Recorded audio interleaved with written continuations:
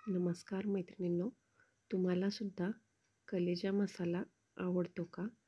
तर मग ही रेसिपी तुमच्यासाठी. तर मी इथं साधारण अर्धा किलो होईल इतका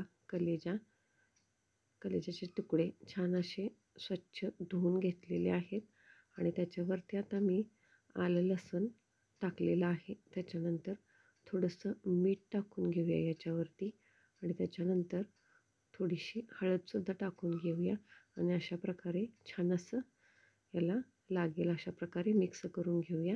त्याच्यानंतर याच्यावरती थोडासा लिंबू पिळून घेऊया आणि हा लिंबू पिळूनसुद्धा आपल्याला अशा प्रकारे मिक्स करून घ्यायचं आहे आणि त्याच्यानंतर याला अर्ध्या तासासाठी आपल्याला झाकण लावून ठेवून द्यायचं आहे. त्याच्यानंतर मी इथं कुकर घेतलेला आहे. कुकरमध्ये 1-2 चमचे तेल टाकलेलं आहे आणि त्याच्यामध्ये आता खडे मसाले टाकून घेतलेले आहेत आणि 2 बारीक चिरलेले कांदेसुद्धा याच्यामध्ये टाकलेले आहेत आणि कांदा अगदी लालसर रंगावर आपल्याला परतून घ्यायचा आहे. खूपच सोपी रेसिपी आहे आणि आपण कुकरमध्ये बनवतो आहे त्याच्यामुळे झटपट होणारी रेसिपी आहे आणि तुम्हाला आवडेल अशी रेसिपी आहे.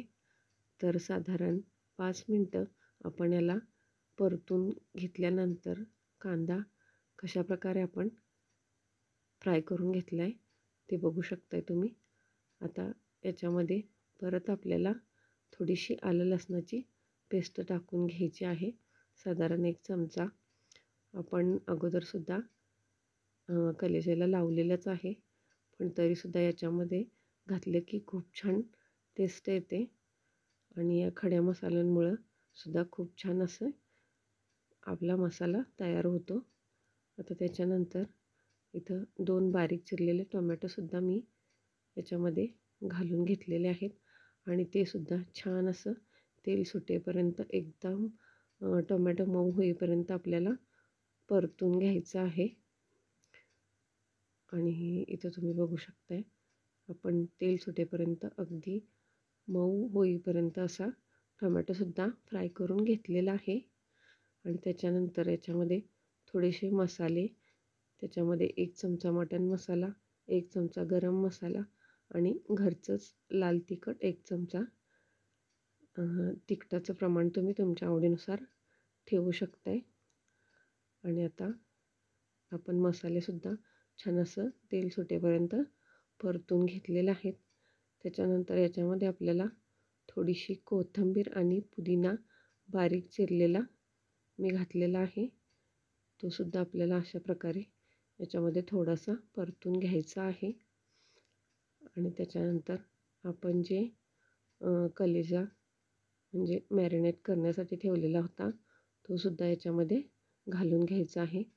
आता आपण मीठ वगैरे लावलं होतं त्याच्यामुळे थोडंसं पाणी सुटतं याला आणि आता एकदा आपण घालून घेतल्यानंतर याच्यामध्ये कलेजा अशा प्रकारे मिक्स करून घेऊया आणि त्याच्यानंतर याच्यामध्ये आपल्याला साधारण एक वाटीभर होईल इतकं पाणी घालून घ्यायचं आहे. तुमच्याकडं जर वेळ नसेल किंवा झटपट बनवायचं असेल तर तुम्ही कुकरमध्ये बनवू शकता किंवा तुम्ही कढईमध्ये पण बनवू शकता, पण थोडासा वेळ लागतो कढईमध्ये. तर तुम्ही बघू शकता मी इथं साधारण एक वाटीभरच पाणी वापरलेलं आहे आणि त्याच्यानंतर याला झाकण लावून आपल्याला साधारण 3 शिट्ट्या काढून घ्यायच्या आहेत.